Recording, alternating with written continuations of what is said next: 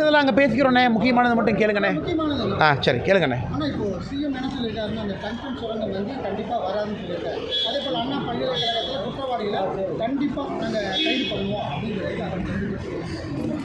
ஆனால் நம்முடைய முதலமைச்சர் ஐயா மு.க. ஸ்டாலின் அவர்கள், நான் பத்திரிகை நண்பர்கள் மூலமாக தமிழக மக்களை நினைவுபடுத்த விரும்புகின்றேன். கடந்த ஒரு 15 நாட்களாக குறிப்பாக திராவிட முன்னேற்ற கழகத்தினுடைய அமைச்சர்கள் என்னெல்லாம் பேசினாங்க.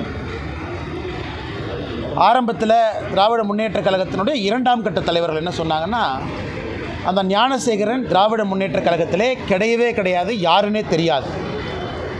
இதை அமைச்சர் ரகுபதி அவர்களே சொன்னாங்க, நிச்சயமாக திமுக இல்லை, எங்களுக்கு தெரியவே தெரியாது. ஆனால் இன்றைக்கி சட்டப்பேரவையில் முதலமைச்சர் அவர்கள் பொய் சொன்னால் அது பிரச்சனையாக முடிந்துவிடும் என்பதற்காக கட்சியினுடைய அனுதாபின்னு ஒரு வார்த்தையை போட்டு தப்பிச்சுக்க பார்க்குறார். கட்சியினுடைய அனுதாபின்னு சொன்னால் நாளைக்கு தலைவர்னு வந்தாலும் கட்சியில் இருந்தாங்க, பொறுப்பில் இருந்தாங்கன்னு சொன்னாலும் தப்பிச்சுக்கலாம். கட்சிக்கு சம்பந்தமில்லை என்பதற்காக தமிழக மக்களை திசை திருப்புவதற்காக முதலமைச்சர் அவர்கள் இன்றைக்கி பாதி கிணத்தை தாண்டி வந்திருக்கார். அனுதாபி என்கின்ற வார்த்தையை பயன்படுத்தியிருக்கிறாங்க.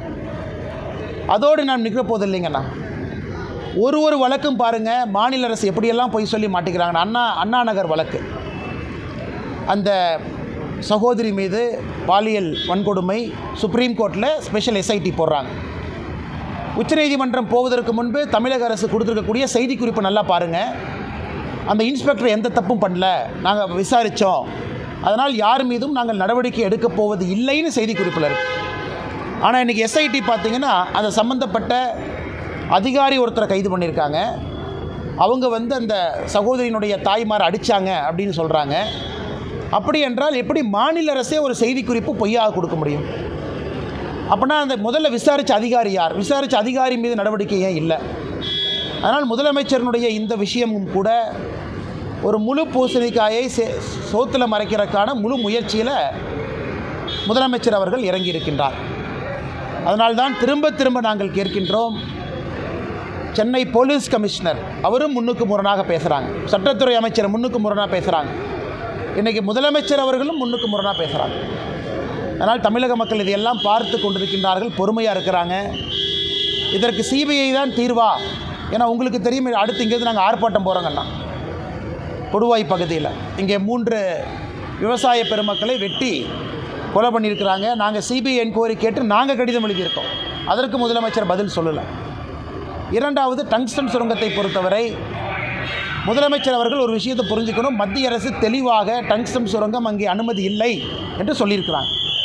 ஆனாலும் மத்திய அரசுடைய செய்திக்குறிப்பில் இது மாநில அரசுடைய பொறுப்பில் இருக்குது, மாநில அரசு முடிவெடுத்துக்கலாம், நாங்கள் நிர்பந்திக்கப் போவதில்லை என்பது தெளிவாக இருக்கும் பொழுது முதலமைச்சர் அவர்கள் இதற்கு ஒரு முற்றுப்புள்ளி வச்சிருக்கணும். அவர் முற்றுப்புள்ளி வைக்காததற்கு காரணம்தான் மதுரையில் கடந்த 2 நாட்களாக விவசாயிகளுடைய பேரணி கொந்தளிப்பெல்லாம் நம்ம பார்க்குறோம்.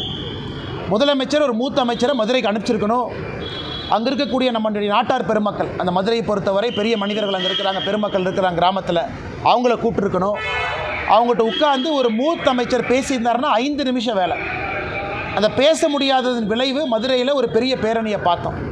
அதனால் எந்த காரணத்திற்கும் டங்ஸ்டன் சுரங்கம் தமிழகத்திற்கு வரப்போவது கிடையாது, இது முற்றுப்புள்ளி.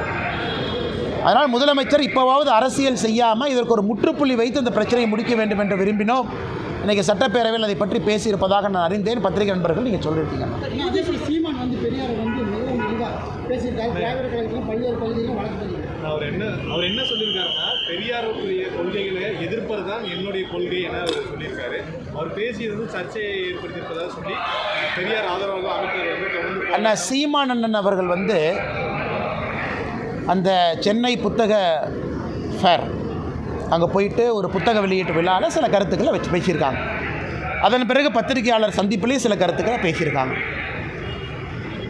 பெரியார் அவர்கள் அது போல் சொல்லவே இல்லையா?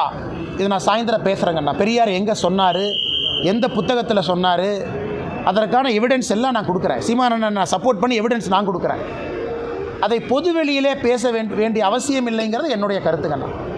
ஏன்னா பெரியார் பேசி எத்தனையோ புத்தகங்கள் இன்றைக்கி அழிச்சிட்டாங்க. ஏன்னா அந்தளவு பெரியார் அவர்கள் பேசியிருக்காங்க. ஆனால் அண்ணன் சீமான் அவர்கள் பெரியார் அவங்க பேசியிருக்காங்கன்னு சொன்னதை எந்த புத்தகத்தில் பெரியார் எழுதியிருக்காங்கிற எவிடன்ஸை நான் கொடுக்குறேன்.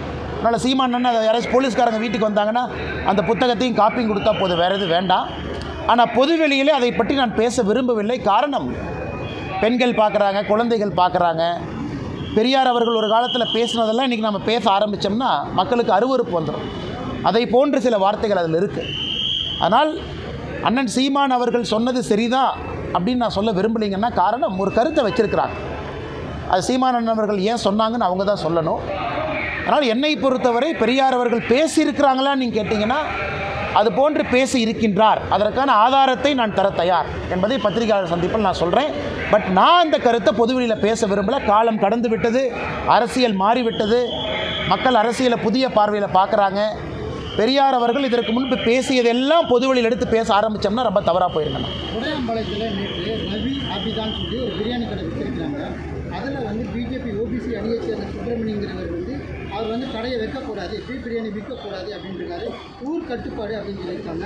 அவங்க வந்து மாநகர காவல் ஆணையர் அலுவலகத்தில் இன்றைக்கி புகார் கொடுத்துருக்காங்க. இது பற்றி உங்களுக்கு பாதுகாப்பு வேண்டும், அந்த ஊரில் ஜாதி பிரச்சனை அதிகமாக இருக்குது, வீடியோக்கள் வந்து சமூக பார்த்தங்கன்னா நம்முடைய தலைவர்கள் கூட இருக்கிறாங்க. மாவட்ட தலைவர் அண்ணன் இருக்கிறாங்க, முன்னாள் மாவட்ட தலைவர் இருக்கிறாங்க, மூத்த தலைவர்கள் அண்ணன் இருக்கிறாங்க, விவசாய தலைவர்கள்லாம் இருக்கிறாங்க. அவங்களாம் காலையில் என்ன சொன்னாங்கன்னா, அதாவது இந்த சகோதரர் என்ன சொன்னார்னா, இங்கே வந்து மாமிசக்கடை வேண்டாம், கோவிலுக்கு பக்கத்தில் இருக்குது அப்படின்னு அவர் சொன்னார். அப்போ அந்த மாமிசக்கடை நடத்தக்கூடிய சகோதரர் அந்த தள்ளுவண்டியில் ஒரு போர்டில் பீஃப் பிரியாணி அப்படிங்கிற போர்டு தொங்குது. நாம் காணொளி பார்த்தது 2 பேர்த்திற்கும் காரசாரமாக விவாதம் ஆரம்பித்த பிறகு ஒரு பாட்டை மட்டும் ரெக்கார்ட் பண்ணியிருக்காங்க. ஆரம்பத்திலே மாமிசக்கடை வேண்டான்னு தான் அவர் பேசுகிறார், கோயில் பக்கத்தில் விற்காதீங்கன்னு. இங்கே வந்து பீஃப் பிரியாணி வேண்டாம், ஃபிஷ் பிரியாணி வேண்டாம், எதுவும் வேண்டாம்னு தான் அவர் சொன்னது. சொல்வதற்கு ஒரு தனி மனிதனுக்கு உரிமை இருக்கா? உரிமை இருக்குது. அவர் சண்டை போட்டார், சண்டையெல்லாம் போடல. அவர் தன்னுடைய கருத்தை பதிவு செய்தார். பொதுமக்கள் போகிற இடம் கோவில் பக்கத்தில். அதை திட்டமிட்டு அந்த ஒரு நிமிஷத்தை மட்டும் கட் பண்ணி ஏன் வெளியிடணும்? அதன் மூலமாக சமுதாயத்தில் 2 சமுதாயத்திற்கிலேயே பிரச்சனையை உருவாக்குவதற்கு காரணம் கேள்வி கேட்டவர் அல்ல. என்ன கேள்வி கேட்டாரோ அதில் ஒரு நிமிஷத்தை மட்டும் வெட்டி அந்த பீஃப் பிரியாணியை பற்றி மட்டும் சித்தரித்தார். அப்படிங்கிறக்காகத்தான் பாரதிய ஜனதா கட்சியினுடைய தலைவர்கள் என்னை காவல் ஆய்வாளரை சந்தித்து இவங்களும் ஒரு கம்ப்ளைண்ட் கொடுத்துருக்காங்க. அதாவது 2 சமுதாயத்திற்கிடையே பிரச்சனையை உருவாக்குவதற்காக திட்டமிட்டு அந்த காணொலியில் ஒரு நிமிஷத்தை மட்டும் பதிவிட்டு வெளியே அனுப்பிச்சிருக்கிறாங்க. அவர்கள் மீது நடவடிக்கை எடுக்க வேண்டும் என்று. ஆனால் இவர் பொத்தம்பொதுவாக சொன்னது கோவில் பக்கத்தில் மாமிசக்கடை வேண்டாம் என்று சொன்னார். அதுதான் பாரதிய ஜனதா கட்சியினுடைய தொண்டர் செய்தி. காவல்துறை வழக்கு போட்டிருக்காங்க. சட்ட ரீதியாக அந்த வழக்கை நாங்கள் பார்த்துக் கொள்கின்றோம். ஆனால் முதலமைச்சர் அவர்கள் முதல்ல அந்த யூஜிசி விவகாரத்தை பற்றி தெரிஞ்சுக்கணும். எஜுகேஷன் செக்ரட்டரிகிட்ட கேட்டு புரிஞ்சுக்கணும். பிப்ரவரி 5ஆம் தேதி வரை மத்திய அரசு என்ன சொல்லியிருக்கிறாங்க, யூஜிசியினுடைய டிராஃப்ட் நார்ம்ஸ் நாங்கள் இந்த மாதிரி டிராஃப்ட் கொடுக்குறோம், ஒரு மாநிலத்திலையும் ஸ்டடி பண்ணுங்கள், உங்களுக்கு பிரச்சனை இருந்தால் எங்களுக்கு அப்ஜெக்ஷனை தெரிவிங்க. பிப்ரவரி 5ஆம் தேதி வரை அது டிராஃப்ட். 2வது யூஜிசியில் வேறு என்ன சொல்லியிருக்காங்கன்னா, குறிப்பாக நேஷ்னல் எலிஜிபிலிட்டி டெஸ்ட் நெட்டு வேண்டாம், கோயம்புத்தூரில் இருக்கக்கூடிய எல்லா பேராசிரியர்களும் கேட்டாங்க இத்தனை நாளாக, அதை மத்திய அரசு நிறைவேற்றி இருக்கின்றோம். அதாவது இன்சைட் ப்ரொமோஷன், கல்லூரியில் சேர்ந்த பிறகு அதுக்குள்ளேயே எங்களுக்கு ப்ரொமோஷன் வேணும்னா நீங்கள் நெட் எழுத சொல்கிறீங்க, நாங்கள் 50 வயசில் எப்படி நெட் எழுதுவோம்? அதை நாங்கள் மத்திய அரசிடம் எடுத்து சென்றிருந்தோம். இந்த மாதிரி நெட்டு பரீட்சையை கம்பல்சரியாக பண்ணாதீங்க இன் ப்ரொமோஷனுக்கு, அதை மத்திய அரசு வேண்டான்னு சொல்லியிருக்கிறாங்க. வரவேற்க வேண்டிய விஷயம். அதே போல் மத்திய அரசு இன்னொன்று சொல்லியிருக்கிறாங்க, ஒரு பல்கலைக்கழகத்தினுடைய துணைவேந்தர் ஒரு ஆசிரியராக இருக்கலாம், பேராசிரியராக இருக்கலாம், இன்னொரு துறையில் வல்லுநராக இருக்கலாம், ஒரு மேனேஜ்மெண்ட் ஃபீல்டில். ஆனால் அவர்களுக்கு கல்வித்துறை சம்மந்தப்பட்ட சம்பந்தம் இருந்தால் மட்டும் போதும், அவர்களையும் இன்றைக்கி துணைவேந்தராக நாம் இன்றைக்கி நியமனம் செய்யலாங்கிற ஒரு புதிய திட்டத்தை கொண்டு வந்திருக்காங்க. அப்படி இருக்கும் பொழுது ஒரு கல்லூரியில் துணைவேந்தராக இருப்பதற்கு பேராசிரியர்கள் தவிர மற்றவங்களுக்கும் வாய்ப்பு கிடைக்குது. அதையும் நம்ம வரவேற்கணும், பாராட்டணும். 4வது, எப்படி அந்த துணைவேந்தரை செலக்ட் பண்ணுறது? அதில் குறிப்பாக 3 பேர் கொண்ட குழு அப்படின்னு இன்றைக்கி அந்த யூஜிசி டிராஃப்ட் நாமில் இருக்குது.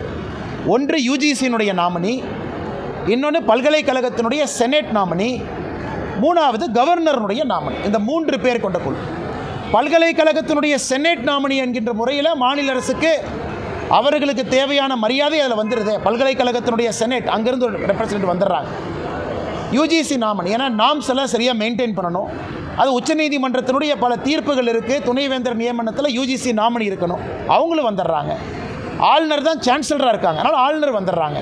இதை எதற்காக முதலமைச்சர் அவர்கள் அரசியல் செய்து சட்டப்பேரவையில் தீர்மானம் இயற்ற வேண்டிய அவசியத்திற்கான காரணத்தை நான் பார்க்கல.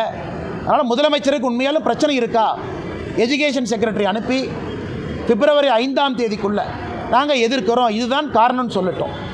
வேறு வேறு பக்கத்தில் இருக்கக்கூடிய என்னை போன்ற நபர்கள் இது சரிதாங்கிற விவாதத்தை நாங்களும் வைக்கிறோம். அதற்கு சட்டப்பேரவையில் தீர்மானம் இயற்ற வேண்டிய அவசியத்தை நான் பார்க்கவில்லை. பார்ப்பங்கண்ணா, நன்றிங்கண்ணா.